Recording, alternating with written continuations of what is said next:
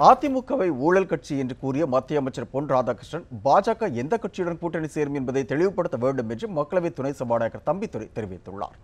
திருவாரூர் மாவட்டம் திருப்பாம்பரம் கோயிலுக்கு சென்ற பின்னர் செய்தியாளர்களிடம் பேசிய அவர் இடைக்கால பட்ஜெட் பாஜகவின் தேர்தல் வாக்குறுதி என்று விமர்சித்தார். நாகப்பாம்பு என்றாலும் அந்த நச்சுயானது மருந்துக்கு பயன்படும் சொல்லியிருக்கிறார். அவர் யார் நாகப்பாம்பு என்று நினைத்து சொன்னாரோ, அந்த நச்சு என்பது மருந்துக்கு பயன்படும் சொன்னாரோ, எந்த காலகட்டத்தில் அதை பயன்படுத்த விரும்புகிறாரோ அவர் தான் அந்த ரகசியம் சொல்ல வேண்டும்.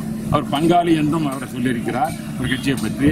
இப்படியெல்லாம் அவர் சொல்லிவிட்டு எங்கள் கட்சியை பேசும்பொழுது செயல்படாத அரசு என்றும், பிறகு அதே மேல ஊழல் அரசு என்றும் என்னோட குற்றம் சுமத்தியிருக்கிறார். ஆகவே எங்களுடன் அவர் கூட்டணி சேர விரும்புகிறாரா, இல்லது நச்சு பாம்பு என்று சொல்லி நாகப்பாம்பு என்று சொன்னாரே, அந்த மருந்து பயன்படும் என்று சொன்னாரே, அவர்களோட கூட்டணி செய்வதற்காக முயற்சி செய்கிறாரா, ஏனோ தெரியவில்லை. அந்த